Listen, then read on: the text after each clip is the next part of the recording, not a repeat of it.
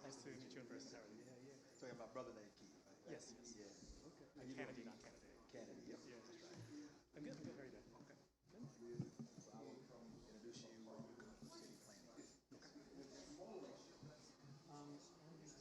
I have some slides. Is there something I can connect to, or is it just You have to give it on a tablet. Can you email it?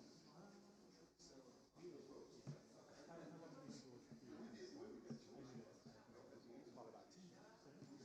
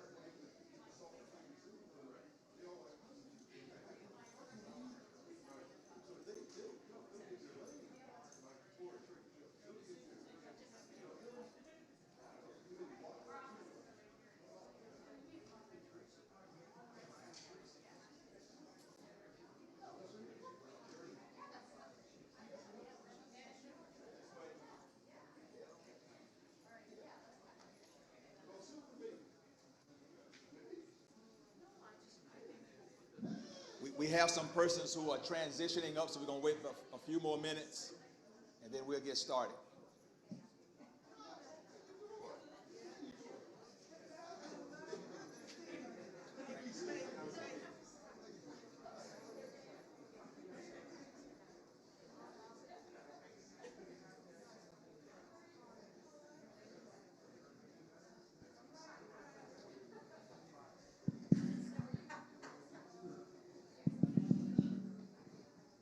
Check one.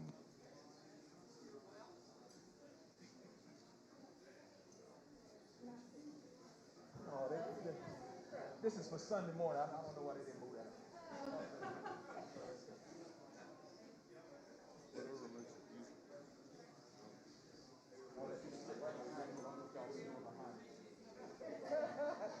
On Sunday morning.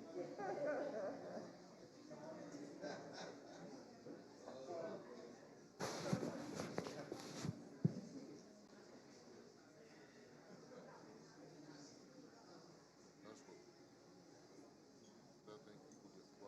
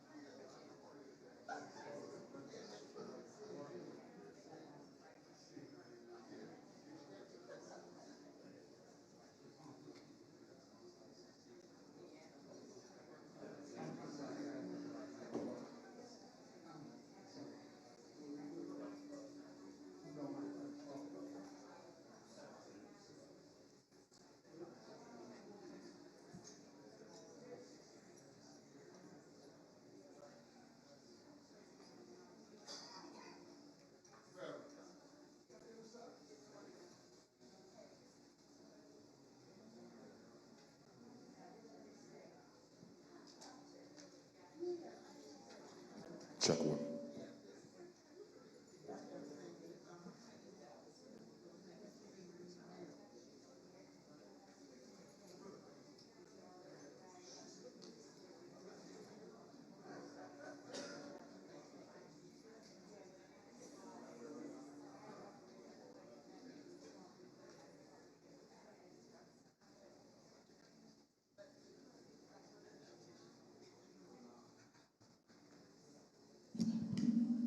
Some persons have been asking about the bathroom. So we have one downstairs, if you go down these steps here, or we have some behind us here on this level. We have also prepared food, so if you did not eat, at the end of this program, you can go downstairs and eat. We had a nice catered meal for you, so in case you didn't cook today. All right, we're going to start in about 3 or 4 minutes. People are transitioning upstairs, so we just want to make sure that we have the mass amount of people here so that we can get started.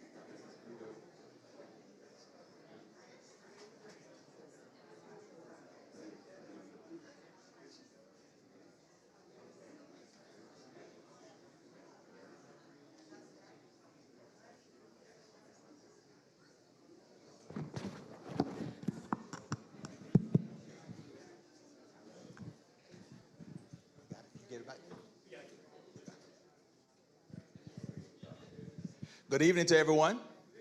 Let's do better than that. Good evening. I am Dr. Darrell Kennedy. I am the senior pastor here at the Great Rodman Street Church. We want to welcome you to our church, welcome you to our East Liberty community, and we are really excited about tonight. We have some wonderful information that we want to share with you that we believe will set the framework for our surrounding community for generations to come.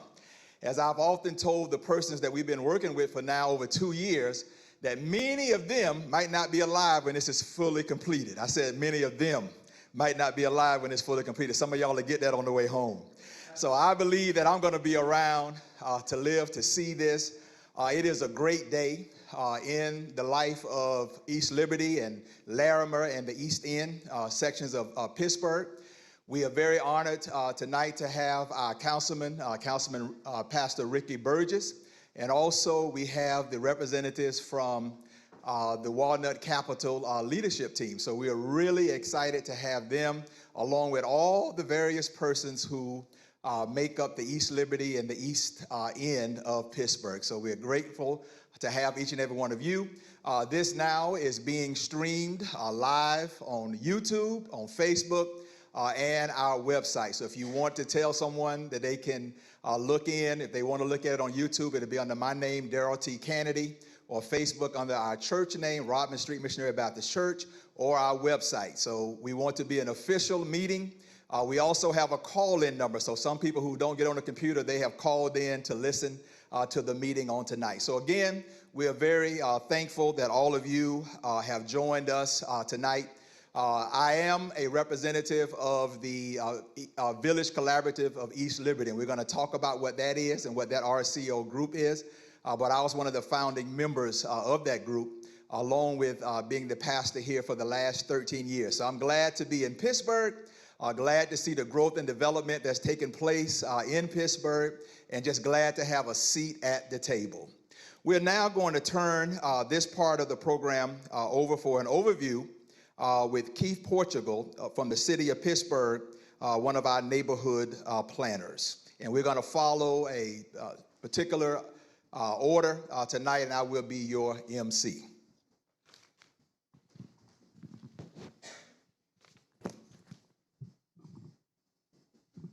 Thank you, Pastor Kennedy. Can everyone hear me? Nope, not at all. Hello. Apologies, I'm very soft-spoken. But can you hear me now? Is this better? No, not at all. How about? Okay, add it. Got it. Okay. Welcome to this Development Activities meeting. It's an official one for the Village Collaborative of East Liberty, which is the registered community organization. Next slide, please. We'll be discussing the SP9 Bakery Square expansion. Following me will be Councilman Reverend Ricky Burgess, then Pastor Kennedy as well. After that, Mr. K. Chase Patterson, and Mr. Todd Reedward. Next slide, please. A development activities meeting is part of the RCO program, the Registered Community Organization program, which is administered through DCP. And we are required to have these whenever applicants request to go before the Zoning Board of Adjustment, Planning Commission, Historic Review Commission, and or the Public Art and Civic Design Commission for a public hearing, and whose projects meet a certain threshold. The DAM provides community stakeholders an opportunity to learn about proposals that may affect them and to share any concerns they may have before a project moves on to a public hearing. Next slide, please. And we have reporting to boards and commissions. I will write a report of this evening, and I'll submit it as part of the materials to the commissions. The DAM report will be neutral and makes no conclusions. If you have strong feelings of the project, you should still consider attending the board or commission meeting and testifying. And in order to do that, can you do the next slide, please? You can, well, I'll pass these out, but it would be various ways to submit your comments. And with that, would you like to go next? Yep. Oh, yeah, sorry, Reverend Burgess. Thank you.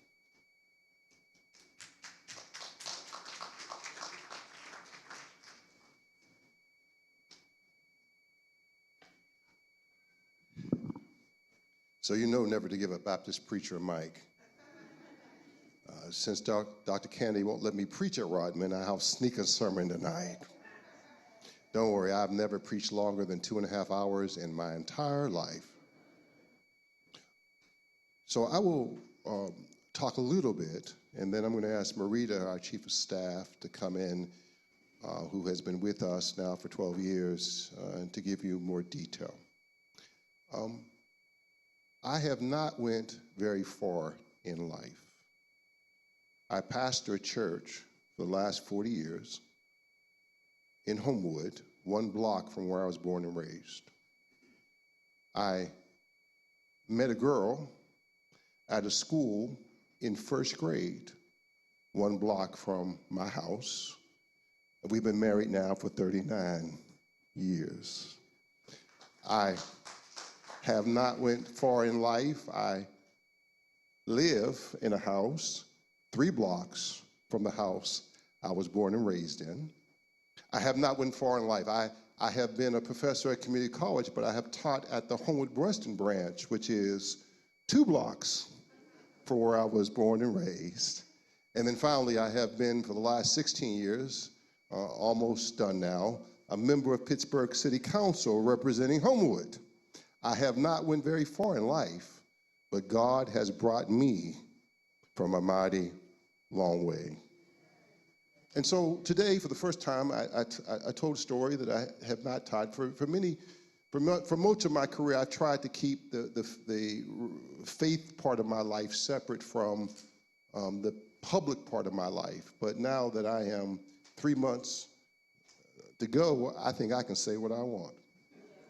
And so at 11 years of age or so, in Homewood during the riots of Martin Luther King, when I saw a soldier standing outside the bank, I heard God's voice.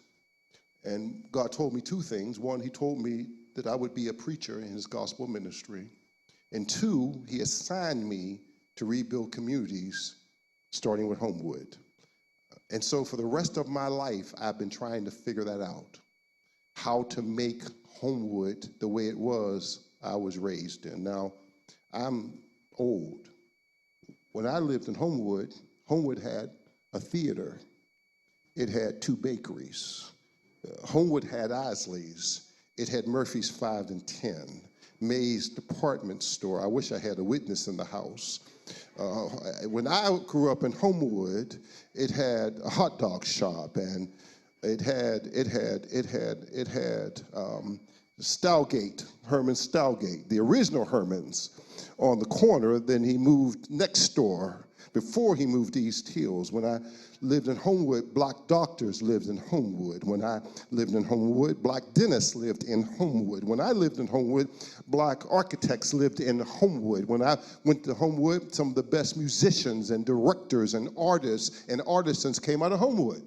Homewood was not some place you were left to. Homewood was a place you went and chose to go. When I grew up in Homewood, people owned their own, come on somebody, they owned their houses. Every morning, the old ladies would get up. I remember they would, like clockwork, they would get up and sweep. Anybody know, remember them sweeping their porches? They would get up and sweep their porches every morning because they were proud of their homes. And so this whole idea of having communities that are all poor, I knew that was not what God wanted. It was not the community I grew up in. It's not what God called me to do. And so I've spent the last 16 years trying to figure out how to help communities look just like the community I grew up in. That's in simple what I've tried to do. And so we've come up with this idea called transformational development. That's what I've done, that's what I do, and that's what I've actually now begin to do across the country. Transformational development is easy. It is easy. It means that residents are given the opportunity to plan for the redevelopment of their community, and those communities are safe and healthy communities that have appropriate housing and all the amenities that one needs, and the residents can participate in entrepreneurship and employment areas in the places they live. Now, in order to do that, and this is the tough part, it takes a lot of stuff. You need government, you need resident organizations and communities, you need private equity and business people all working together. And you have to do it at scale. To rebuild Homewood, you can't rebuild Homewood with 5 houses or 10 houses. You can't rebuild Larmer with 5 houses or 15 houses. If we're going to rebuild Larmer, we need thousands of houses. In Homewood, thousands of houses, right? And you can't build them all poor. Now, you got to understand, my mother was one of nine children. She had 8 sisters. There were 7 sisters. There was 8 of them, 7 sisters and 1 brother. He was right in the middle. They spoiled him.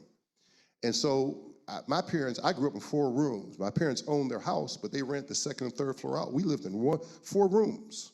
My brother's room and our room was probably just a little bigger than the piano. And so summers, my vacation was not going to Orlando, Florida. My vacations wasn't going to no Philadelphia, Cleveland, Boston. In summer, when my mama got sick of me, she packed my little bag and said, "You're going on vacation." And I went to one of her sister's houses who lived in public housing. And so I spent my summers from the time I was probably 8 till the time I was 15, either on Bedford, Borough Street, come on, everybody know what I'm talking about? And over in McKees Rocks, I got my first kiss in public housing. I'm not against public housing, but let me tell you what I do know, because I'm not telling you what I think, I'm telling you what I know. The enemy is poverty. And if you put all poor people in one place and you don't give them help, you just build them houses and put them all together, give them 20 years, it'll look just like St. Clair Village. It'll look just like all the other projects that we all have if you're Black, you got families that grew up in them. My cousins lived in them. My family members lived in them. I was in them. What you have to build instead is like the Homewood I grew up in. You got to build a community that has a little bit of everything. That has home ownership, that has good rental, that has low income rental. And everybody should be able to live together in high quality. Now, all the projects I've done have been, almost all of them, few haven't, but most of them have been what's called mixed income housing. That's what Larmer Choice is, mixed income housing. Now, I'm blessed, I've been able to do a lot of this. I was the chair of the Housing Authority, and we've built over 1,500 units of housing. I've overseen almost $500 million in development. I almost never say that publicly, but it's true, right? And the vision that we cast for the city is the vision the city is still using. We designed the Avenues of Hope. We designed most of the public housing. We've been in the ground for most of it. And when you see it, it's gorgeous. Larmer Choice is the best choice development in the United States. HUD sends the people who want to do it to Larmer. We've hosted people in Homewood from Chicago. We've hosted the government officials from other cities to see the work we've done. And the only reason Choice existed, the only reason we got Choice, when they came to see Choice, the HUD officials, guess what they did? Some of you are here. They went up to Google's headquarters, and they didn't look at Larmer first. They looked at East Liberty. And they said, wait a moment, you mean if we give you this money, these residents will be able to walk to Staples? They'll be able to walk to Trader Joe's? They'll be able to walk to Whole Foods? Oh, there's nothing like this in the country. And so I'm here today to simply say, now we've done Garfield Commons, I've done Larmer, these helped. We've done Homewood, we've done the Hill District, we've done some stuff in East Hills, Lincoln Lemington, lots of stuff. But of all the things I've done, this now becomes the last piece that has not existed before. We've built some rental, but we've never been able to get home ownership. And the number one way to get Black people wealth for their children and their grandchildren is for their own. The reason I'm in college, the reason I got to college is because my daddy owned his own home. He could go to the bank, because I was bad, didn't get no scholarship. He could go to the bank, borrow some money, and pay my tuition. Amen. And so And so I'm grateful for that. So that's transformational development. This development is not by itself. And if you see it by itself, then you'll miss it. Remember I told you before, you need it all.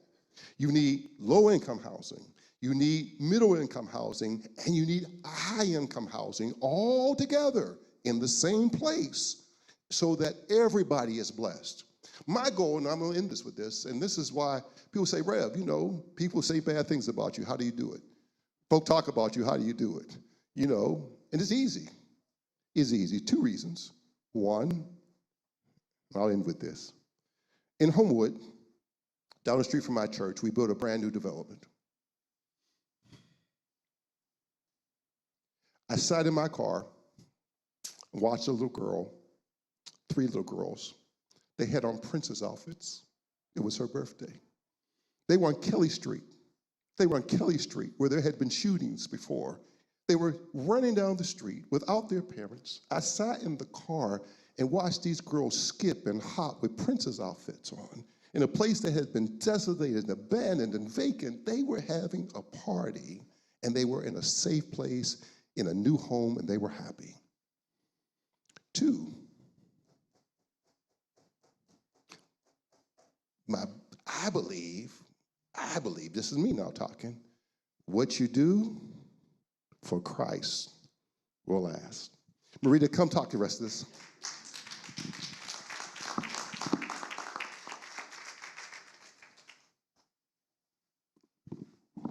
Good evening, everyone. I'm Councilman Burgess's Chief of Staff. Yeah, you can go to the next slide that has the map on it for me. And so I wanted to talk a little bit kind of about the process and how we got here, and to provide some context of kind of what those next steps looks like, as you'll hear from the organizations that have kind of been negotiating this CBA and zoning expansion. And so one of the things that we understood is that we have to what Rev was speaking about, make sure that we're protecting the residents that are already there, looking at ways in which we're providing for affordable mixed income housing for public housing residents. Oftentimes those are renters, making sure that those folks who have been there, have survived the disinvestment in those neighborhoods are being protected. And so that's where really a lot of the choice project came from, was looking at how we provide resources and opportunities for growth and development for those folks who were there and who wanted to stay there. And we even were able to raise funding, additional funding outside of the choice grant for current homeowners to be able to fix up their houses in Larmer around the development. So it's about leveraging all of these opportunities at one time and being thoughtful about the collaboration in that process. And so that's where choice came from. And that was kind of the first thing that we did, was wanting to make sure that those people who oftentimes are the most vulnerable, who may have the difficult time of being able to find housing, were protected and had those housing options, while also creating a diverse mixed income neighborhood that had amenities, that had social services that were wrapped around, there were workforce development opportunities. And a lot of you probably were in those meetings with choice that was very extensive and long, but was inclusive. And it wasn't just specific to one thing, but looking at multiple interventions. There's parks now, there's green infrastructure. All of those things were thought about kind of at one time in a collaborative way. And so once you do kind of that first public investment, the next natural step is to look at how the market is going to come into the neighborhood. But you want to be sure that you have protected those residents who may be vulnerable at the beginning. And so one of the things that we know that is important, and what we ultimately want to see, are renters who are in these neighborhoods be able to benefit from the resources and opportunities that existed in these processes to then become homeowners. So if we see a resident who has a family that was in public housing that's able to transition into a home ownership opportunity, that ideally is what we want to see as a neighborhood of choice that has education opportunities, that has workforce opportunities, that's safe and close to amenities and all of those things. And so this kind of is the natural next, looking at what affordable home ownership housing looks like. And it's one thing that we have not thought about. It's one thing that as the public sector, we haven't been able to fund. And so what you'll hear tonight in these conversations around these negotiations that the organizations were able to do with Walnut Capital is looking at what the private sector, what it looks like for them to come in and kind of play into what it is we need them to do as a natural next step. So they're not coming in displacing, they're not coming in attempting to change or do anything different, but coming in as a natural next step of how can we promote Black homeownership and Black wealth. And so we also aren't starting from scratch. So these organizations have been in these communities on the ground planning for years and years and years. So when we talk about the homes and those opportunities, we're not talking about creating something new. We're talking about this is a mechanism to really fund a lot of the planning efforts that have been going on for years and years and years. So this mechanism is historic. It's new. We've not seen it before. We've not seen this type of collaboration where you have kind of the private sector coming in and willing to support those opportunities for the long term for more sustainable housing. And also to look at and be focused on building generational wealth and generational wealth in these Black neighborhoods. And so, as you can see in this, and it might be a little bit difficult to see, this just kind of gives you some context of kind of the neighborhoods and where we are. And Bakery Square kind of is in the center of that. You can go to that next, this slide. This shows, if you can see in the blue, the area median income for the neighborhoods surrounding Bakery Square. And so what the idea is, similar to what we did with Choice, is looking at ways that we can leverage this zoning expansion to be able to generate additional resources to provide affordable homeowner opportunities for those neighborhoods adjacent.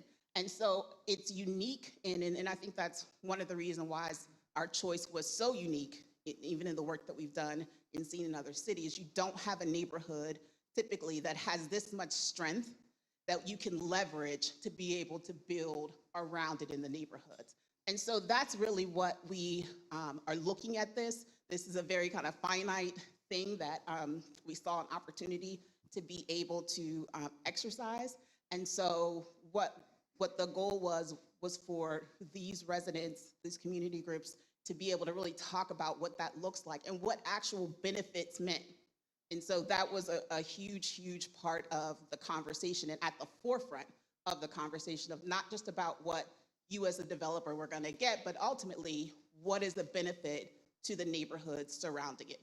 So that just is some context, and I'll give it back to you.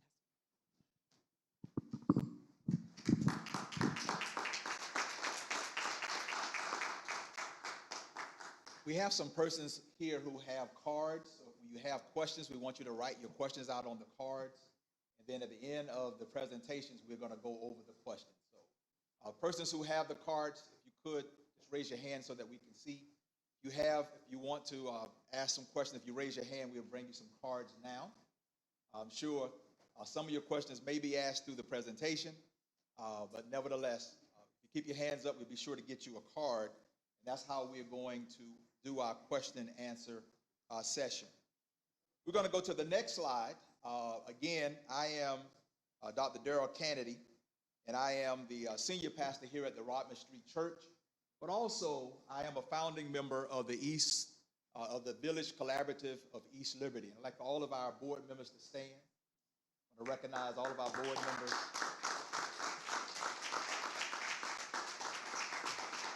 Thank you very much.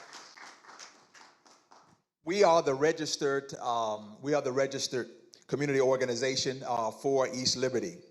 I moved here about 13 years ago, and one thing that I really noticed when I moved here that there was a lot of renters, that people did not own their homes. And I know that in my home, in my family, that generational wealth comes through home ownership. So back in 2018, Reverend Burgess came to myself, as the senior pastor of the Rodman Street Church, Pastor Keith Moncrief at Kingdom Light Ministries, and the late Bishop Lauren Mann at Pentecostal Temple. And we talked about starting a East Liberty committee or group, which is what is now known as the Village Collaborative of East Liberty.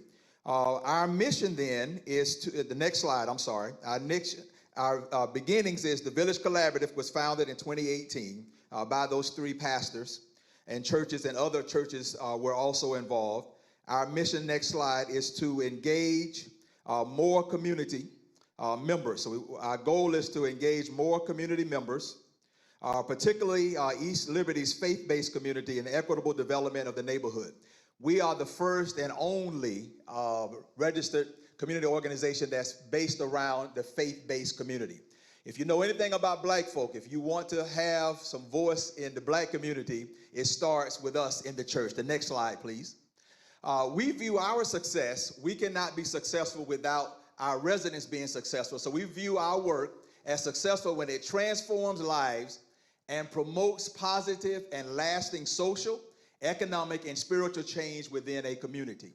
When it is based on mutual trust and fully shared accomplishment, and when it demonstrates responsible stewardship of all the resources that have been entrusted to us. So that's what we view would be successful here. This is a work in progress, but we believe that it will be successful if we can have these particular components. Next slide.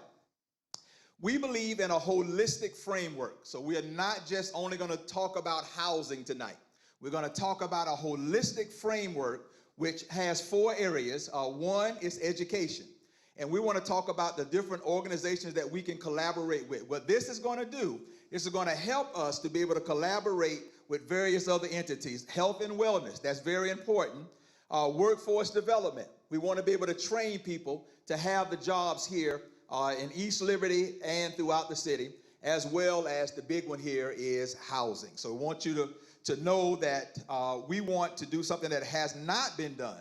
When you look at the community benefits agreement, everything that I've seen in the 13 years that I've been in Pittsburgh has been around affordable rental housing. Affordable rental housing. I'm going to say it one more time, affordable rental housing. And that's been the mammoth. That's been what everybody was trying to do. What we did with this community benefits agreement was to move from renters to homeowners. And that's what we are looking to do. So this is going to be much different than anything that we've ever had in the city of Pittsburgh. And what I want to say here, we can collaborate then with the schools, colleges, and universities, with banks, corporations, and so on and so forth to be able to help us to do this. In 2020, I want you to hear this. In 2020, the next slide, in 2020, in East Liberty alone, there was 80% renters and 20% homeowners. I'm going to say that again. It's not even 50-50, not even 40-60. 80% were renters and 20% were homeowners. That is a problem. If you don't change that, then you are not going to change all the other things that are going on in our communities. That's why we're not just looking at it from one lens, but we're looking for those four particular areas that I just talked about. Next slide. And I'll put the word owners here. What I love about this community benefits agreement is that we have a seat at the table. So many times these developments happen in our communities and there is no voice or anybody from the community that really benefits from it, especially those who have the lower income. So under O, I said Walnut Capital, then what is the benefits? Walnut Capital has worked with Village Collaborative, LCG, and other community agencies for the last 2 years. This has been an ongoing process for us to get to where we are tonight. Under the W, on the owners, community groups have already signed to have $4.8 million in the TRID funding be allocated for the priority people and places and projects. And those are those four areas. And Chase is going to give you a more in-depth look at that. But those four areas, the education, the health and wellness, the housing, those are the four areas that we're going to concentrate on with our TRID funding. Under the N, I have with full participation, I want you to hear this, with full participation, neighborhood stakeholders, the developers are committed to pledging millions of dollars in on-site and off-site affordable housing. But it's not just rental. I want you to hear me again. It's not just rental. Under the E, I have the developers committed to helping fund and raise funds for a $25 million historic effort to drive Black affordable mixed income home ownership through building and rehabilitating of 100 homes. That is just the beginning. It is going to be much more homes than the original 100. So we want you to understand that. But what I like about this particular agreement is not only are we going to try to talk about building new homes, but persons who live in the community, who own their homes, but aren't able to fix up their homes, we're going to be able to give them grant money as well. So they will not be priced out of the community that they have come to live in and to love to be here. So that is very, very important. I know some of you are sitting here right now. We ought to go in and clap for that right now. Some of you are sitting here right now because I know you, and I know you can benefit from this particular program. So we're going to put $25 million. The developer is going to put an initial $6 million in of their own money, but then because they know people who got money, we're going to be able to get the other 19. Somebody go on and holler back at me now. The developer is also, under the R, is committed to long-term sustainability for our community members by leveraging their own financial resources. So this is not just a one and done. They're going to continue to stay here. And what I love about Walnut Capital, the principal people are people who grew up in Pittsburgh, have a vested interest in Pittsburgh, and don't want to go anywhere else away from Pittsburgh. So we don't have people who are coming in from another place who do not understand what's going on in our city. And finally, under the S, an ongoing seat at the table. We're going to have a committee, an advisory committee of 5 persons that will be able to oversee and to make sure that this community benefits agreement is carried out. So we're going to have somebody at the table looking over the shoulders, somebody from our particular group, the Village Collaborative, someone from LCG, someone from the mayor's office, someone from Walnut Capital, and someone else from city government. So we're going to have someone at the seat to make sure that everything that we put on this paper today that we're going to show you will be carried out. And finally, the next slide, these are 4 particular things about what the benefits of home ownership. First of all, a strong financial investment. One of the greatest things that we can do is to have an investment in a home. Okay? The second thing there is the U.S. tax breaks. Okay? There are some tax breaks that you would never receive if you don't own your own home. The next slide. The third thing here, and you can go back and look at this, and you can get these slides from the website.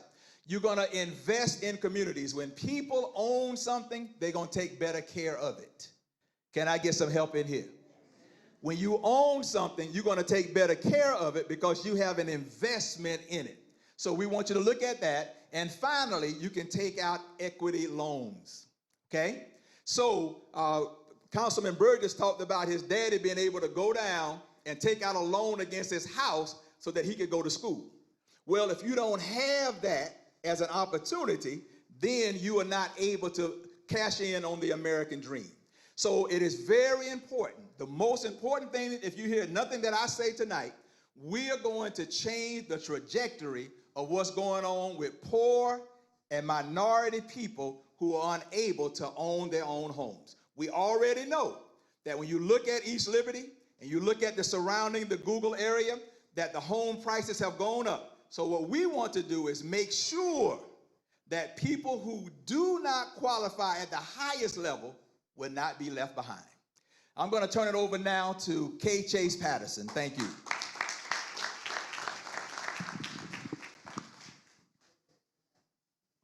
Thank you, Pastor Kennedy. Good evening, everyone. Let me get to some things that I just think I need to get to. This is not going to solve all of our problems.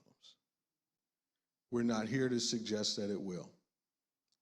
Every answer, every fix, every issue that we have will not be solved with this community benefits agreement or this development.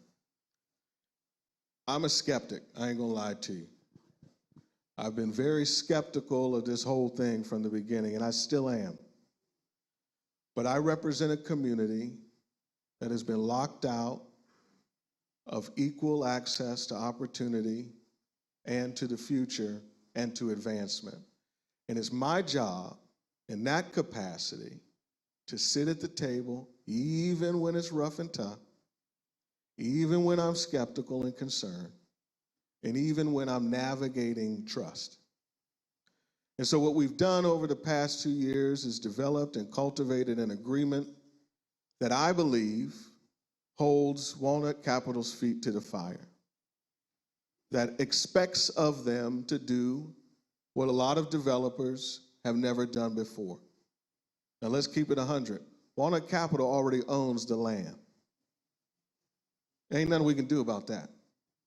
So they can choose to leave it the way it's gonna be, or we can choose to negotiate a deal that gets them their units and gets us some revitalization. It ain't always gonna be what we want it to be. It ain't always gonna be what we need it to be, but the closer we can get to fair is where I wanna be. And that's what we've done over the past 2 years. Now I'm on track, thank you. So the slide is not up there. Thank you very much. Next slide, please. So the focus of the Larmer Consensus Group is to revitalize our community, period. That's it. You come to Larmer, for those of you that are from Larmer, have been to Larmer, and those of you that haven't been to Larmer in a long time but just decided to come out tonight, come on over. I'm happy to give you a tour. There are over 700 city-owned lots and parcels that are vacant in Larmer. And I don't mean vacant, I mean raggedy vacant. I mean the type of vacant you wouldn't want your grandmother or your grandchildren or your children living beside. Nasty, disrespectful type vacant.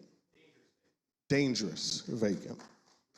And so our vision is to leverage these resources to support not only the existing structures by way of stabilizing them and getting them back on the tax rolls and into the hands of owners, but to also ensure that our communities become safer. How many of you all that are from Larmer or nearby and live near some of this trifling stuff got rodents running where you ain't never seen rodents run before? It ain't fair. But guess who's living in it? We are.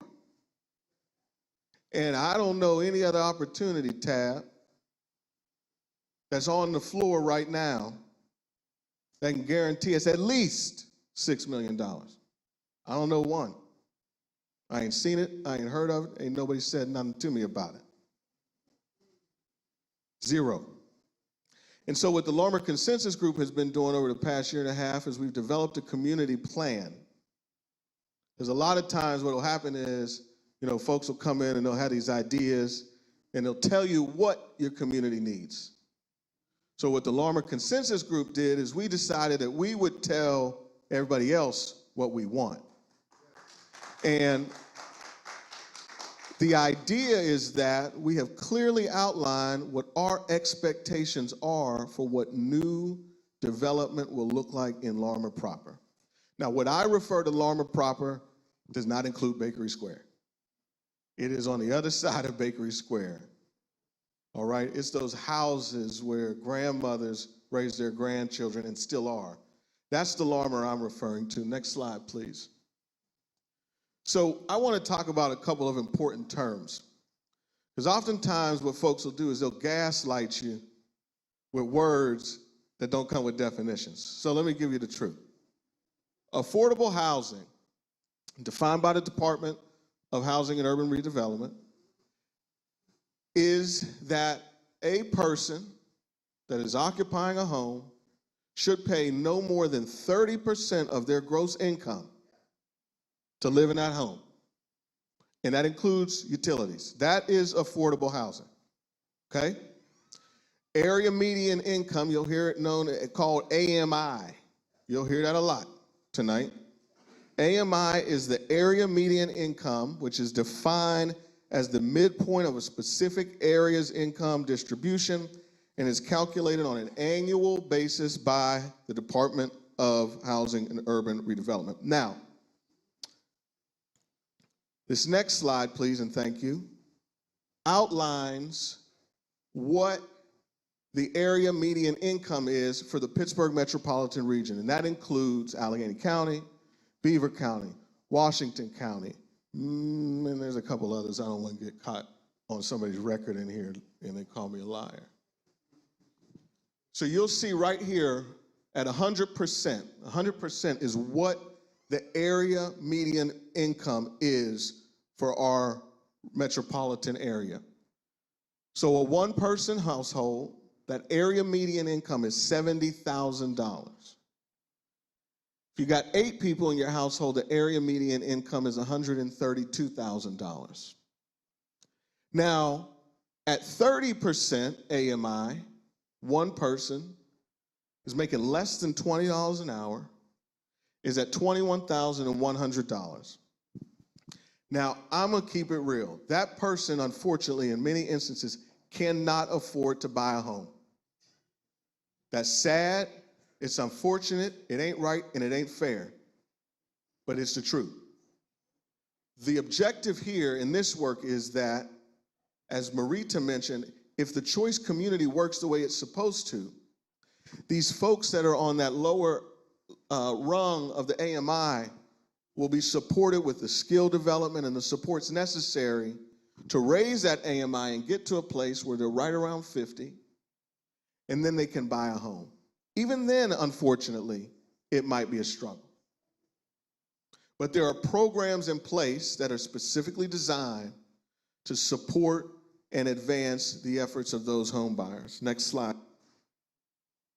So what you'll hear from the Larimer Consensus Group, this is our line, 33, 33, 33. Say it with me, 33, 33, 33. Ain't nobody left out with 33, 33, 33. You got 33 market rate. That's 120 AMI and above. Now, what's that mean? That means that it is possible that, East Liberty, y'all already got $1 million houses. Am I lying? No, I'm not. Larimer ain't got no $1 million houses. But what does a $1 million house do for the rest of the community? It brings it up, right? Come on, y'all. Y'all know the math on this. 33, 33, 33. Now we're looking at workforce affordability. That's 80. Y'all got my mic? Okay. That's 80 to 119. Now that 80 to 119, if you're single, that's 56,000 up to a little over 85. All right? And then we go to the affordability. Now, what that middle number is called is workforce affordability. And what that means is that somebody that gets up like most of us in here every morning, goes to work, hustles their 9 to 5, or is a businessman or woman or entrepreneur, is handling their business in the city of Pittsburgh and surrounding regions, falls right in that 80 to 120. That's workforce affordability. You're getting up, you're going to work every day. And let me just be clear. The suggestion is not that poor folks don't get up and go to work every day either. Let me be clear about that. There are other problems that poor folks are fighting that don't got nothing to do with what any of us can do in this room. Minimum wage, workers' rights, those types of things are beyond, but I'm going to get to it a little bit. Just wait. Last 33% is about affordability. That's that 45 to 79. That's those folks that are right there on the cusp, that a program like Jason from Levels Communities or Rising Tides, or even some of the work that other community groups are doing by way of the Land Trust, et cetera, those are folks that are right there, need a little bit of help, and can get that help to get across the finish line. Next slide, please. So here's the opportunity at hand. $48 million infrastructure investment as a result of this plan for this expansion moving forward. $48 million, and these are the places where it will go. Now, let me be straight up. I told y'all, I'm a skeptic. And the reality is, ain't every one of these bullet points gonna get done. Right? Now, I'm 40 years old. I've been around this game for a while, not as long as some others in the room, no disrespect. But I know everything ain't gonna get done.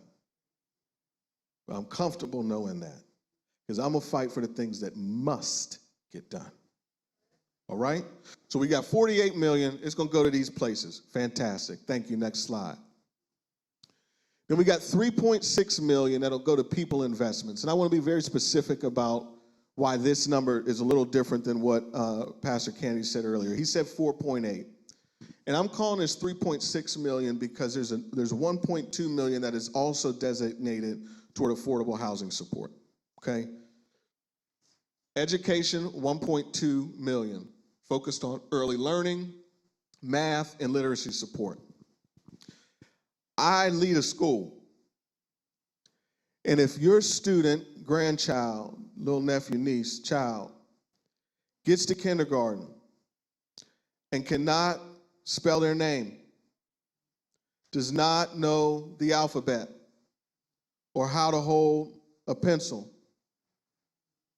or count, in many ways, kindergarten is serving as preschool, because the resources are not there and the system has not been developed or designed in a way to support those of us that have been historically disenfranchised. Early childhood education should be free. But since it ain't, we're going to get this 1.2 and put it to work. Next, improved health outcomes. I ain't even going to talk about that. Y'all know what that means. Mental health, preventative care, access to insurance and maternity health. Now, let me say this. Every month, the Larmer Consensus Group, under the leadership of Ms. Donna Jackson, has the Zone 5 commander up. And every month, they reiterate how safe Larmer is. Now, they ain't lying, and I ain't lying. You can look at the data. Larmer is a safe community. The problem is when you drive through it, it don't look safe.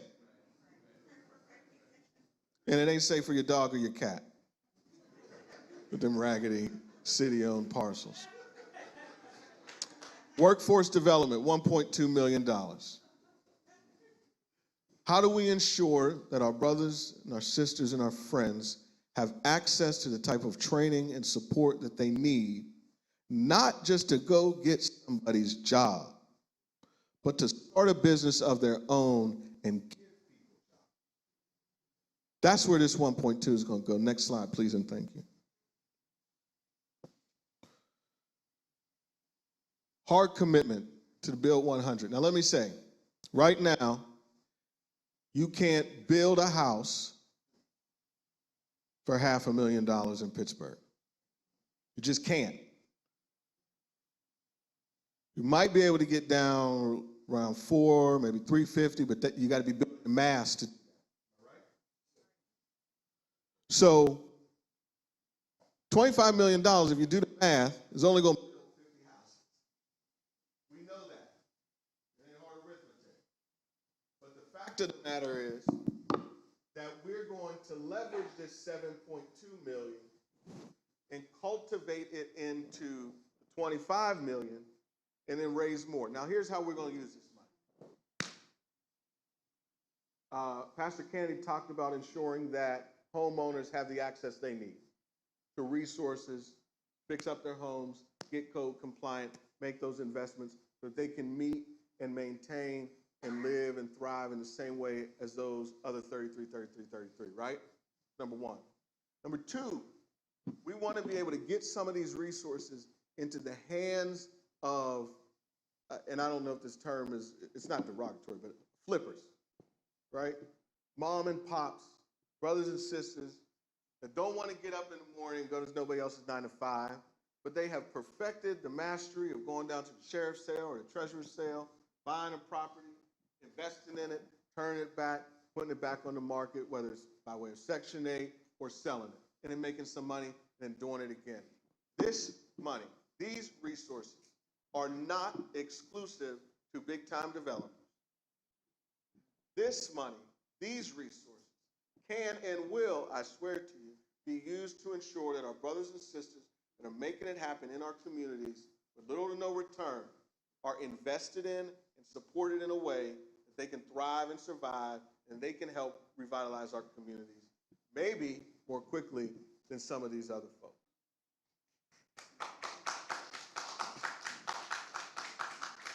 And then $200,000 to support fundraising and technical assistance. Now listen, here's part of why I'm skeptical, why I've always been skeptical. My grandfather worked for Gulf Oil and rose up through the ranks and was retired as an executive from Gulf Oil. Thank you. And before he passed, he shared with me a story of an experience where he had done his all. He had fought the good fight, he worked really hard, making good money. Thank you, brother. But at a cocktail party, he was embarrassed. Somebody walked up to him, white guy, pulled his handkerchief out. My grandfather's an executive. Pulled his handkerchief out at this cocktail party and just twisted it around his head, drunk. And my grandfather from the hill wanted to give him that two-piece, but he didn't. And in front of my grandmother, he shrunk. And it was that story and him sharing that where I had to recognize, and he and I discussed, that I deserved a seat at the table. We deserve a seat at the table. However, it is not a seat for us to shrink in. It is a seat for us to use the back to sit up tall. And so some of y'all in this room might be saying, oh, Walnut Capital, they got a bunch of money. They gave them folks some money over there in Lawmer and East Liberty, and they're going to go on and build a couple of houses, and Walnut's going to make a whole bunch of money. I've heard it before. It was in my Facebook, Instagram, and all that. I got your messages. But if y'all know me, y'all know that ain't the way I roll. I'm going to hold these guys to it. Am I right, John? Todd? Greg? I'm going to hold them to it. And part of the way I'm going to hold them to it is I'm going to get in their pocket. And we're going to use $200,000 and their expertise.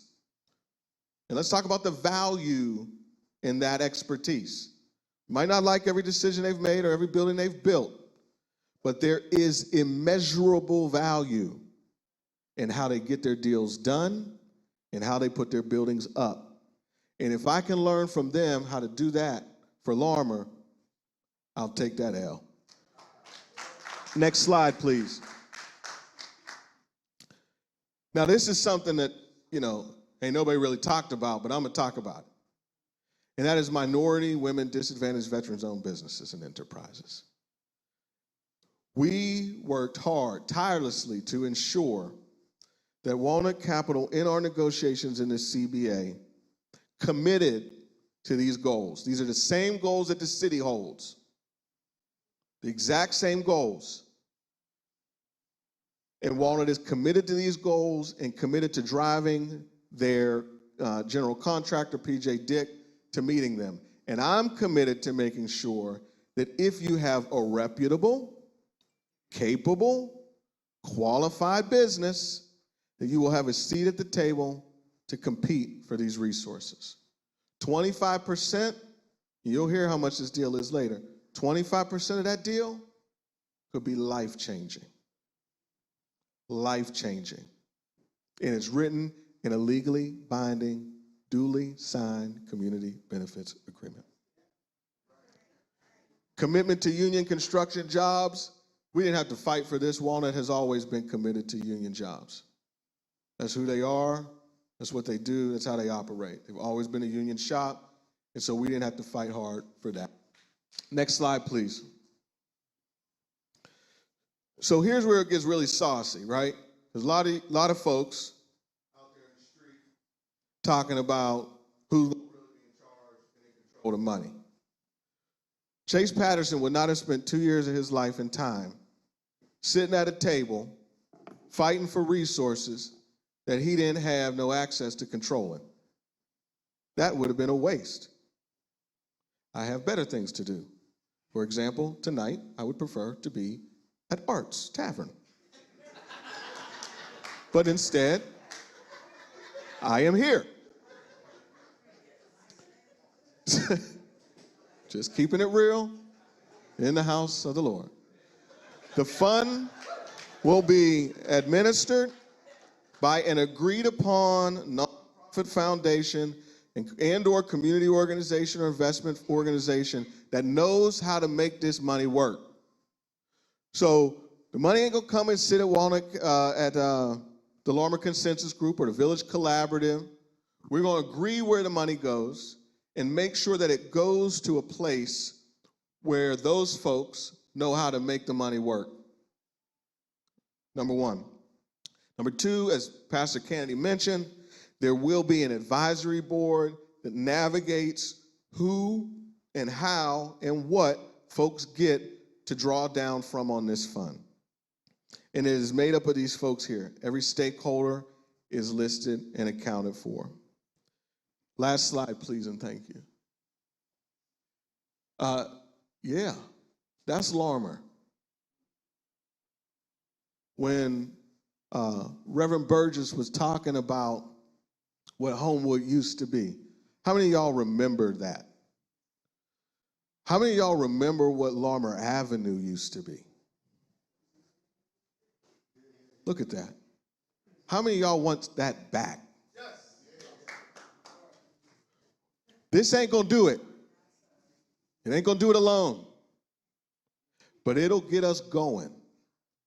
It is an igniter. It is the key in the ignition. But the trailer that we're dragging is long. And we're gonna need all your support. And there are gonna be some naysayers along the way. Been there, done that, ready for you 2 times over. The reality is I walk Larmer, every day. I see the absence of change and transformation every day. So I'm not here to have conversations with naysayers. If you don't like the solution we got, find me a better one.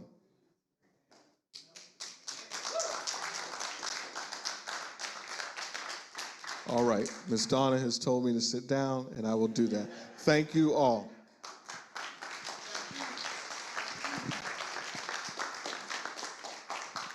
Some of you have been saying that you can't really read this, so we are making copies of the presentation for you, but you can also go on the website and find it. Now we're going to turn it over to Todd Rebo. Thanks, Daryl. And again, I want to thank all the folks that put this together tonight. It's really heartwarming for us that the community-based organizations organized this meeting. We're here in a historic church. I'm happy to be here. And just wanted to give a little bit of background in terms of some of the nuts and bolts of the zoning, of how we get there. A couple things to understand on this, and one is that density drives development. So in order to make development work in our communities around here in an urban context, you need density. What does density mean? It means big buildings, tall buildings, buildings that house people where they can work, where they can live. We're not a suburban community. We're not Cranberry. We're not places where we have lots and lots of land. We have very high, valuable land here. So density drives development.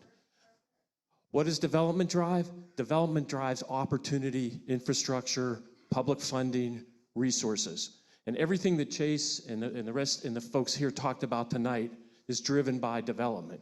So in order to succeed in all the great programs that we've described here tonight, we need development. So I think I want to make sure everybody understands that. I know everybody in the Larmer Consensus Group and the Village Collaborative, Reverend Burgess and his council district understand that. But I think it's important that we understand how we get from where we are today And as Chase said, he's tired of looking at it. We're all tired of looking at what we see today and how we can get to the future.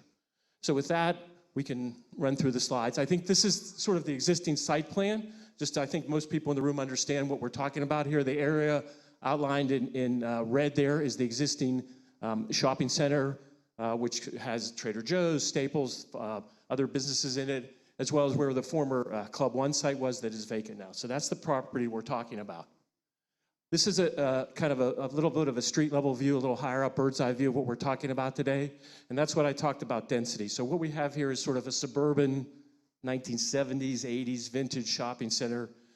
It's really something that you don't see too much in the city of Pittsburgh anymore, more akin to a suburban community. And in most suburban communities, shopping centers like this have gone on relatively hard times.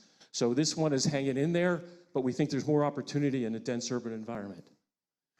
So what could this look like? Again, these are renderings. These aren't really to scale. They're not designed to tell you what we're going to build. But we wanted to show you some ideas of what Penn Avenue, what the Bakery Square community linked into East Liberty could look like. And as what you see here is wide sidewalks. You see public open space. You see transit connections. You see buildings that would have retail on the first floor, offices or residences on the upper floors, and really making a warm, open, and welcoming environment for everybody. Next slide, please.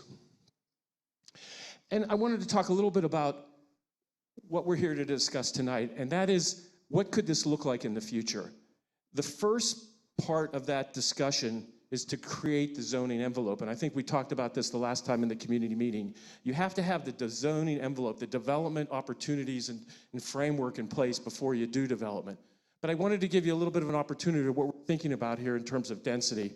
And what you see here is you see buildings along Penn Avenue that would have courtyards with them that are set back from the streets with wide sidewalks. You see sort of an interior walkable path that would connect from the Target and the Penn and Shady intersection all the way through to Bakery Square and the new connections there.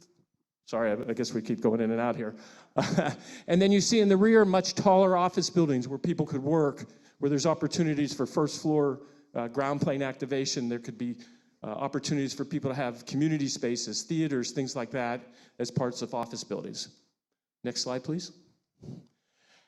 All this cannot happen at once. The order of magnitude of this development is going to happen in phases. And I think everybody understands that given the economy where we are today, given the uncertainty of how the return to work is going to happen over the next 5 to 10 years, we see this happening in phases. And I think we see starting, as you can see here, we sort of marked it into 5 different phases, starting closest to the center core of East Liberty is phase 1, 2, 3, and 4. But this is a long-term project. I mean, this is something that could be 5 to 10 years in the making in terms of full build-out. But that gives us an opportunity to plan, and I think as Chase said when he described those bullet point projects, those projects are going to change. Things that are happening that we think we need today, when we sit here 2 years from now, we say there might be other projects that are more important to the community at the time from public infrastructure, and we'll work on those as well. Next slide, please. Again, just another, potential vision for Penn Avenue. As I said, you're seeing much wider sidewalks, you're seeing bike lanes, you're seeing cars that are safer, intersections that are safer for people to cross. Next slide, please. So I'm going to turn it over to John Kamen, who's our zoning attorney. What we're going to go through now, and I know this is hard to see, and I think they're handing out copies, but I wanted to go through a little bit of what I'll call the nuts and bolts of zoning. What is the specially planned district going to be? What are we going to talk about when we go to Planning Commission and City Council? John? Good evening, everyone, and thanks for coming out tonight. Just before I get into the nuts and bolts a little bit, and let me talk about the boring stuff, I did want to thank everybody who has participated over the last 2 years in this. The Village Collaborative, LCG, ELDI, Reverend Burgess's office. It has been really an incredible collaborative effort. We've had some ups, we've had some downs, but where we've ended up is a place that's really very special and not just unique for Pittsburgh, but unique for the country. So I think that's something we all are very proud of and happy about, the potential that exists. So A and B on this chart are the existing Bakery Square projects, where the expansion that we're talking about doing, those are already in what they call an SP district, SP District 9. The expansion that we're talking about doing is extending the zoning over to what is District C and District D. As Reverend Burgess said, right now these are zoned highway commercial. What you get with highway commercial is exactly what you see there. Something that looks like it belongs on a highway in a commercial district. So we are unable to build the density, we are unable to build residential, we are unable to have mixed use in the full gravitas of what will be between an $800 million and $1 billion project without making the zoning changes. That's what I think the group has recognized over the last year and a half, and that's why Reverend Burgess's legislation basically is designed to unlock this so that we can go ahead and achieve what we're looking to achieve. So in District C, you'll see that that basically fronts along Penn Avenue and across from the village of Shadyside. From an urban planning standpoint, we felt that that was to be more transitional and not to necessarily have the density that you would otherwise have in District D. But in terms of the density, we are talking about buildings that can be up to 150 feet tall. Now, does that mean they're going to be that tall? No. But what it does mean is that we're designing it with maximum flexibility.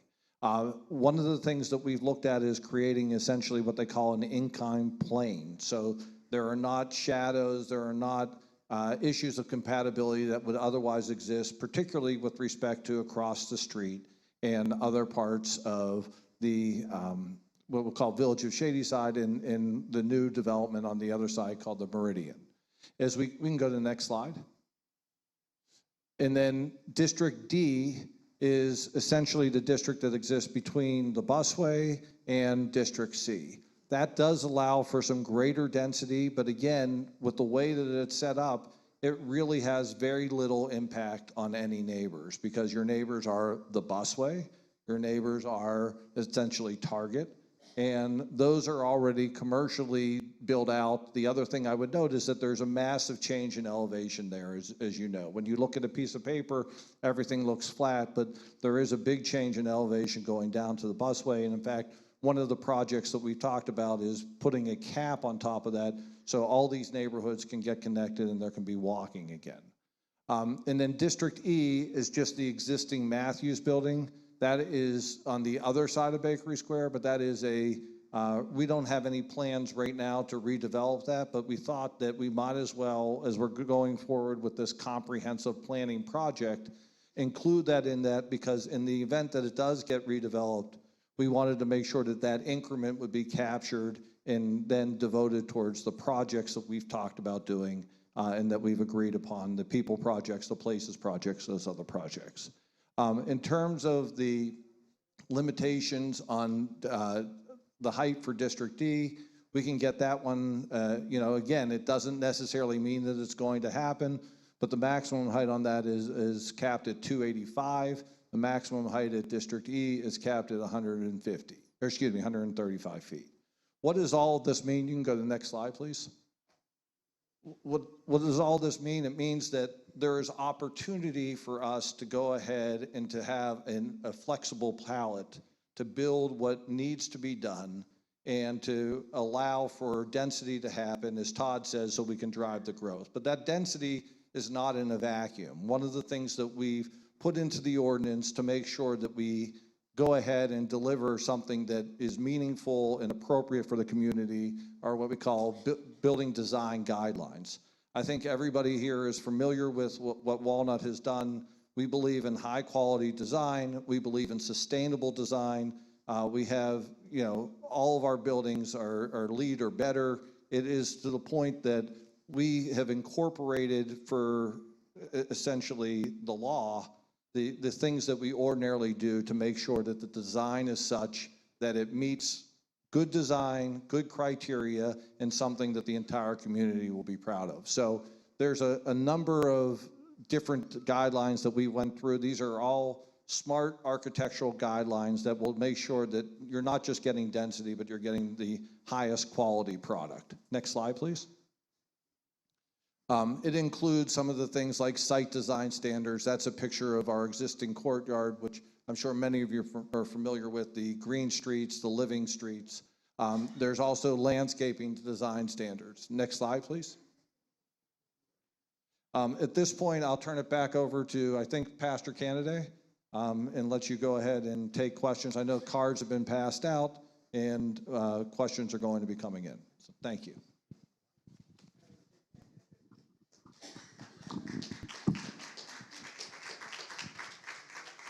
Okay, we're trying to collect the cards now, and we're going to read your questions.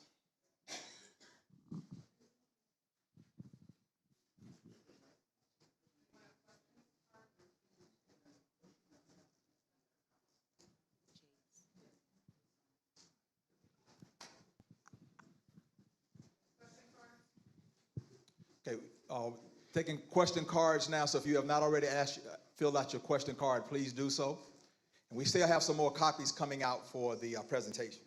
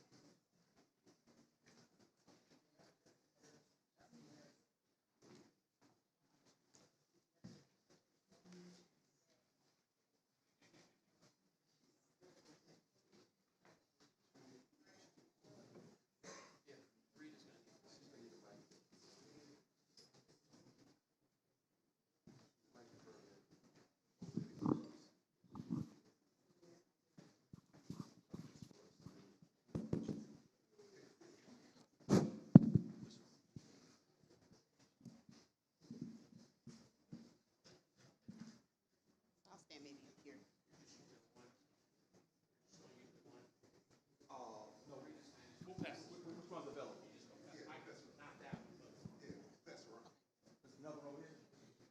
So we are here until 9 o'clock, so we're going to try to get as many questions in as we can, but with the commitment to follow up. So anyone who put their information in email will be sure to respond to you all directly. And we'll definitely keep your information to provide it to the Village Collaborative and to the Larmer Consensus Group, so you all are aware of any of their meetings or engagement opportunities in the future. And I also would encourage you to sign up if you didn't have a question. We'll also be providing this sign-in sheet to them so that as they have additional meetings, you all can be informed of those and be able to participate. Okay.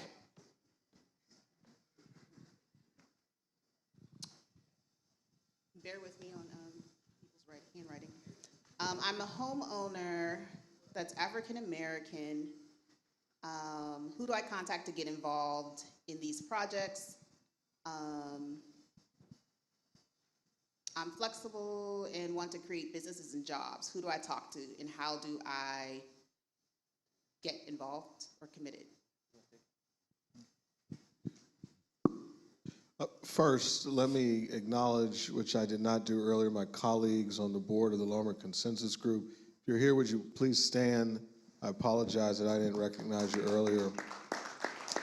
Thank you so much. It depends on where you live, to answer that question.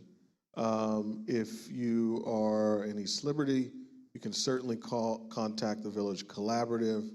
And if you live in Larmer, you can contact the Larmer Consensus Group. Or you can contact either one of us, and we will ensure that you're pointed in the right direction. You can also contact my office, 412-255-2137, and we can direct you to the URA or to other resources for entrepreneurship. How much of the density will be dedicated to the youth activities, specifically to new areas dedicated to youth activities? And is it possible to get the legislation related to this project sent to me? So I can speak to the legislation portion. We can absolutely send the legislation to you. It is public on the city's website, but we can send it directly to you. Does anyone want to speak to the youth activities space opportunity? Yeah, the Larmer Consensus Group does have a community plan, which I mentioned earlier, and you can find that on our website, which is www.thelarmerconsensusgroup.org. And it does not specifically identify space for youth in Larmer. However, it does outline that space for youth is a priority and indicates that it is something that we need to figure out. But we're not really certain yet where we would do it in Larmer proper right now. Okay. I'm a renter in Pittsburgh who wants to see more transit-oriented development. I'm in favor of this project. I would like to see reduced parking minimums on the development. I can talk to that. I think that one of the advantages of the entire Bakery Square East Liberty corridor is that we are probably the most transit-oriented development in the city of Pittsburgh. We have the East Liberty Transit Station there. We're designing additional public infrastructure to access the transit center. Everything that we've done in terms of parking is trying to nest parking in garages and other places that aren't directly on the site, so that people have the opportunity to walk to work, to bike to work, to use transit to get to work. If they do need to park, parking isn't quite as convenient as it might be in other buildings. We don't have garages underneath the buildings, but there is opportunities for people to park and when they come to work or to shop. But we do encourage people to use public transit as well as to bike and walk to work. Okay, I'm a disabled combat veteran, and I'm wondering why I'm not eligible for housing. Now I'm not eligible for low income, but don't make enough for medium or high income. If you call me, and we will connect you or talk to me afterwards. There are a couple of different places, if you're veterans, that will provide you with services and provide you with opportunity for housing. Also, I don't know your particular, I just don't know your particular situation. I'm working with a veteran, another veteran at the moment. So if you contact me after the meeting, I'll be around, or talk to Marita, so I know so we can work with you specifically and pair you with what we know are the resources for veterans in the city. Because some housing, specifically affordable and workforce housing, is focused on set-asides for veterans. And so it's just about providing those opportunities. Sometimes they're not always known, and just kind of creating that pipeline. And if I could just say too, Marita, that what Chase talked about with the 33, 33, 33, by the way, I love that, very catchy, easy to remember. They know who owns it. Yes.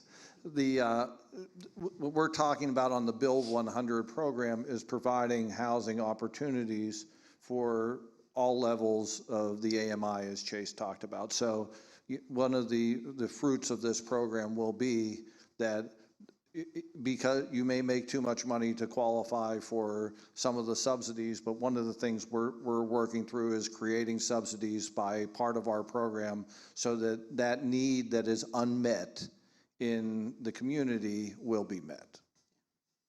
And this particular funding won't have a lot of the restrictions that a lot of the other federal and state funding does have. Next question is, do you plan to prepare residents to become homeowners in regards to credit counseling, et cetera? Will you have a mortgage fund? That's all a part of the TRID money that we talked about on the education. We want to help people to be able to understand what it is to own a home, how it is to manage your money, and those various things. So that's a part of the program's places that we want to assist people in doing. We'll do that through our churches and other organizations, use it as a community center to have those types of workshops to help people to become homeowners. The other thing I just want to add to that too, because I think when Chase mentioned the 25 million for 100 homes, I wanted to be clear, that number was what I would consider sort of the grant funding, which is what would be what I'd call more of the things that will be granted directly to the various homeowners or organizations to provide opportunities for people in workforce and affordable categories. But there's the whole other side of the equation is the mortgage side, working through PHFA and others for low interest loans. People that rent now, if you pay $1,000 a month in rent, you could pay $1,000 a month on a mortgage and qualify under low interest financing through PHFA to make up that difference. Also, we would expect cooperation from the city, PWSA, and others. Maybe we get the land, I'm going to say for free, Reverend Burgess. You know, the 800 vacant lots can be contributed to this cause so that the house that might cost $500,000 with free land and potentially maybe there's grants available for upgrading the sewers, doing the utility connections, you may get $100,000 of in-kind support that brings the price of the house down. So the 25 million is only one component of it. But there's a mortgage component, there's an in-kind contribution from the city, maybe the utility companies, maybe Duquesne Light. You know, we're going to use our experience, our resources, our contacts. I mean, Greg and I have spent our entire lives living in Pittsburgh, and you know, we're going to use all of that knowledge that we have to try to make this happen in the way that we've described here tonight. And if I may, it's important to note that there are some really successful home ownership programs that are already existing that are turning out qualified home buyers capable of acquiring homes for themselves. The market just, the stock, the available housing units don't exist for some of those folks. And so this is another opportunity for us to address the idea that there are qualified home buyers that exist. There unfortunately just aren't homes that fit in the range that they need to be able to acquire them at. Okay, I guess on that line, what is going to happen with Enright Court?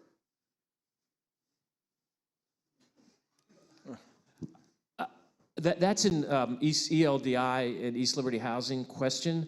We were just at a presentation before that with the folks at ELDI over at the Maverick Hotel. That's a question that perhaps Reverend Burgess can follow up with ELDI. So, Enright Court is really unique for a variety of reasons. For many years, the roads in Enright Court were private. And we did some research and found out that many years ago, those roads, part of the roads, the inner roads were actually given to the city. And that's how we were able to pave those roads. What's ELDI, and I think has been trying to do, has done, is to acquire as many of the homes that were vacant to rehab them. So the short answer is, what you want to do, I think a couple things, is you want to make sure that every unit in Enright Court is redone and that is not currently occupied, and it brings it back to the tax roll. That's really the goal, is to do that.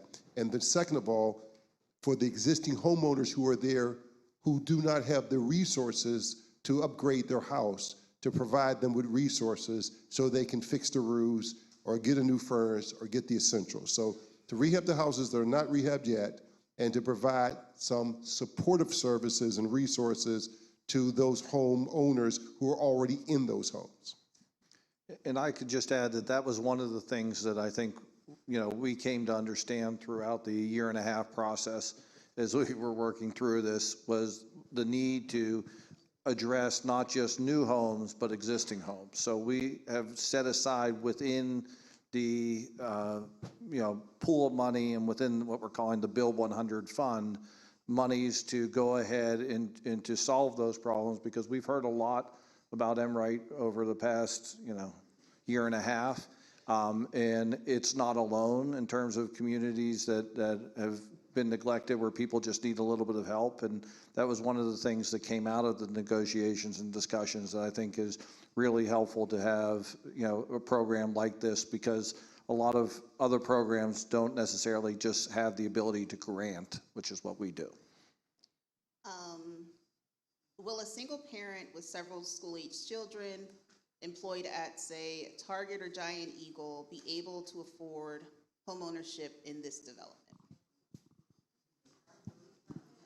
In the development in Bakery Square, So it just says development, but I think we should decipher between the two things that we're talking about. So I don't know what the hourly wage is for a person that works at Target or at Giant Eagle. I don't mean that facetiously. I'm not trying to make a joke. I'm sorry. I don't know the answer. What I do know is that it is an aspiration of ours, all of us, to ensure that that person, if they want to own a home, can. Yeah. And that our community groups will work collaboratively with one another and the resources that we're able to cultivate through this partnership to ensure that if that person wants to buy a home, they will be able to. It might not be immediately, but it can be eventually. And again, I meant no disrespect to anyone, and I was not trying to make a joke. The whole idea of the Build 100 is to help people like that, people who cannot afford to live in this area and not be displaced. So we're going to do everything that we can. That's the reason that I signed on the line, was because of people who cannot afford to live in these certain areas, that we're going to be able to provide those types of resources to help them. So we want to commit ourselves with the advisory board.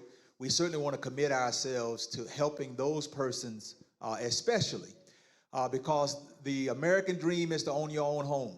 And, we see, I've been here 13 years, I see on St. Marie or St. Mary, $500,000 homes. That's not what it was when I came here, and so we have to provide opportunities for people who are working every day to be able to have this American dream. The answer is yes.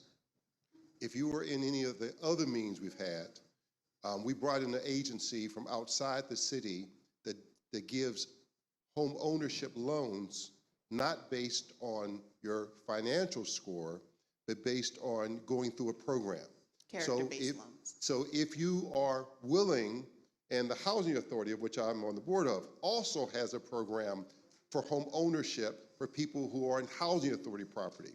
So depending on your circumstance, as long as you're willing to go through a program that will make you eligible, you absolutely can own your own home. But you have to then, be responsible with the money that you earn now. Okay, next question. Quiet in here now, right? How will the 100 houses get built? Who will build them?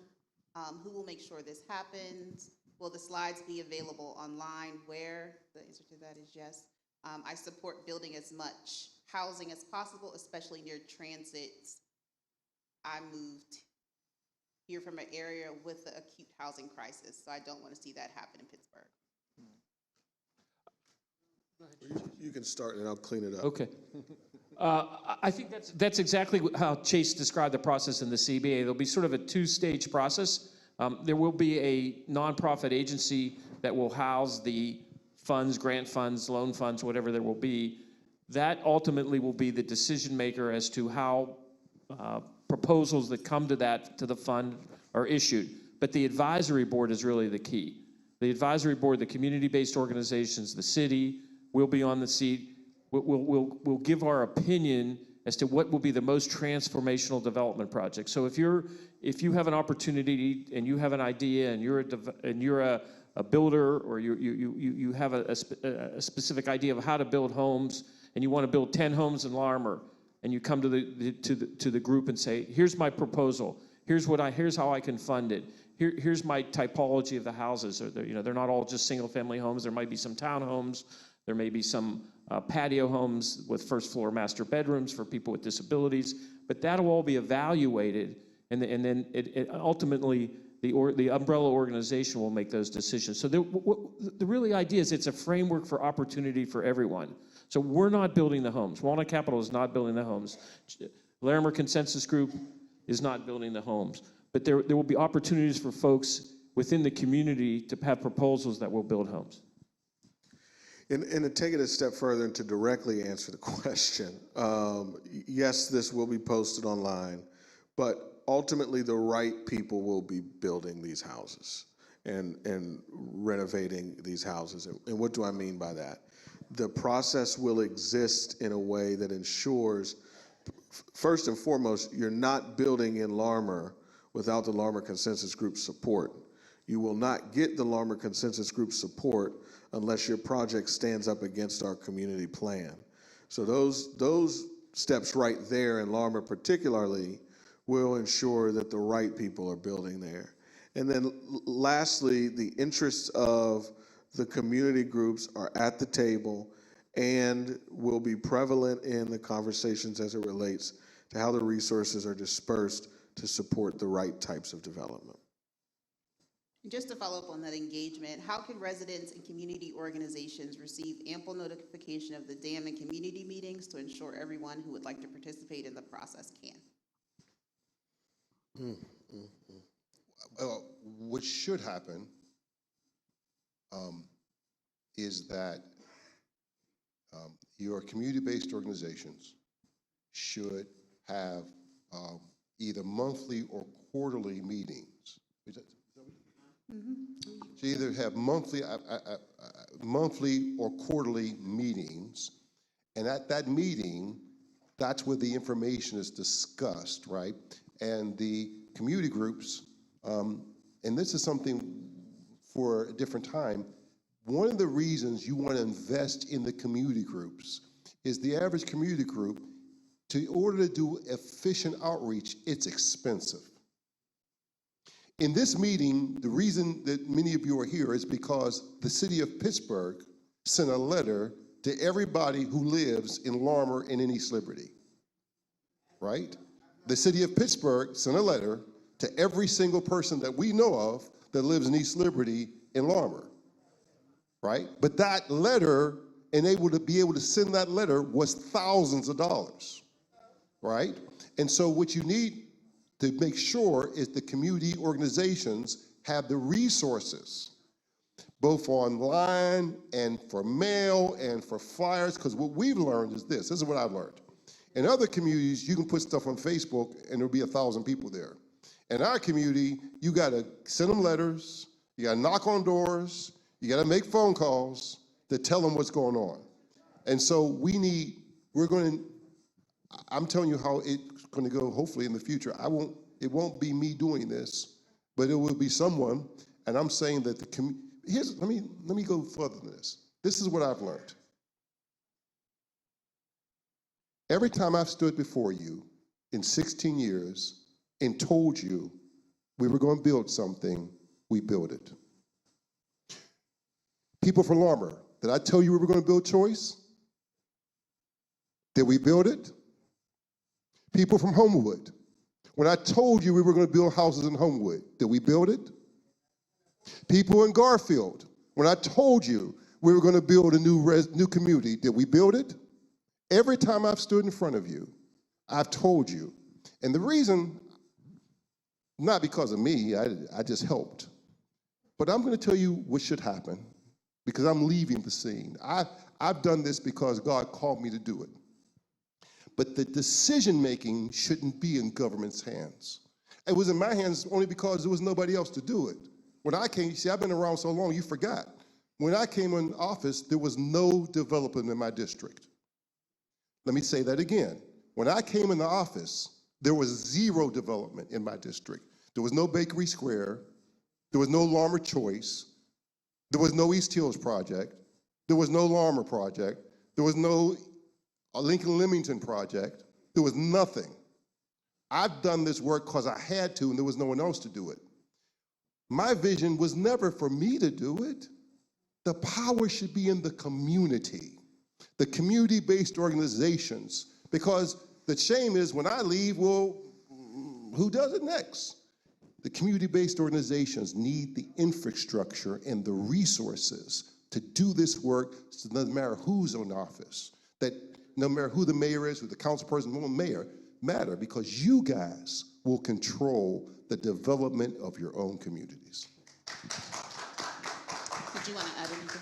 Yeah, I just want to say that the Larmer Consensus Group can tighten up.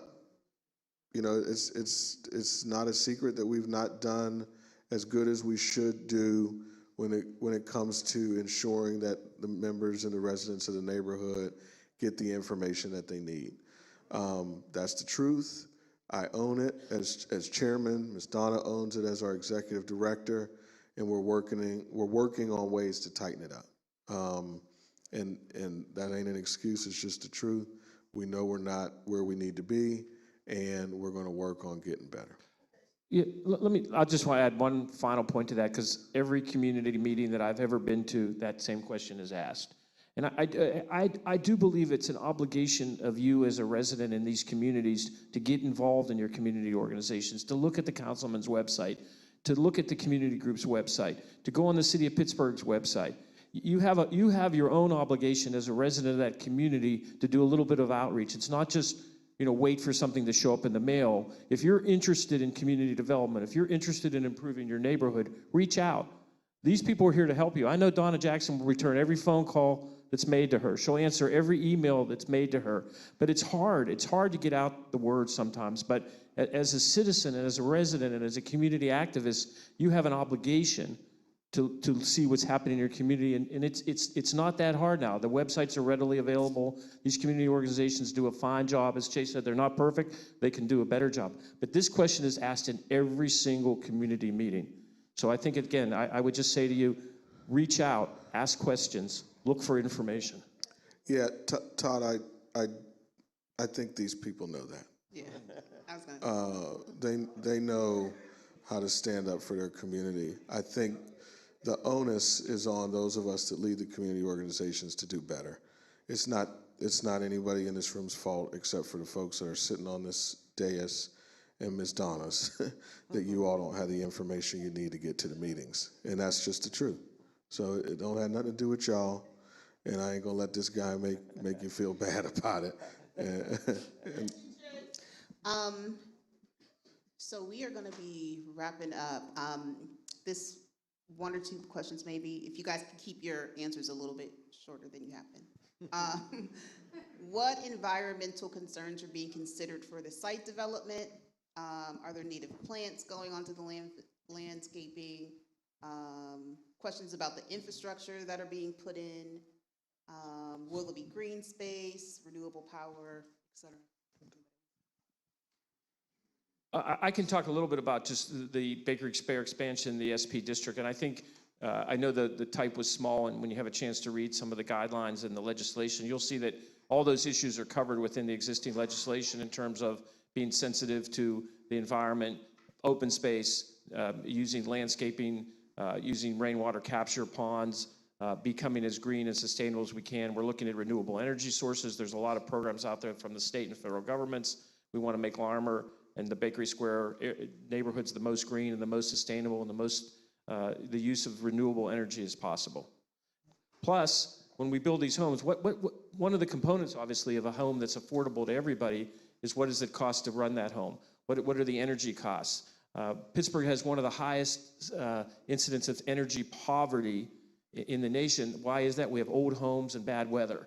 But we have an opportunity here, particularly with the new homes that we were built, to make them highly insulated, to have renewable energy sources. We're looking at ideas of community solar, where we would be able to band together and have solar energy for communities, for these new 100 homes within our community. So stay tuned. All these questions will be answered. We're very motivated and understand the issues that were raised in that question. So this will just be a quick twofold, because this is probably going to be our last question, and then everyone will be around if you all have individual questions that you want to speak to. And as I said, we'll follow up with information that we have on answers to the questions we weren't able to get to. This is kind of a question about businesses. So one is a question as to the current Staples and other stores in the Village shopping center. Will they be relocated elsewhere? And then also, will there be some type of, will local businesses be given preference or guarantees pertaining to the development of the commercial And if so, what do those metrics and accountability look like? Well,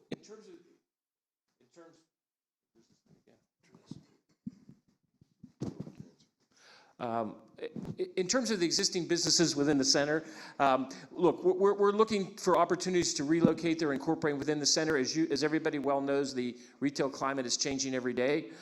We don't know what the long-term plans are.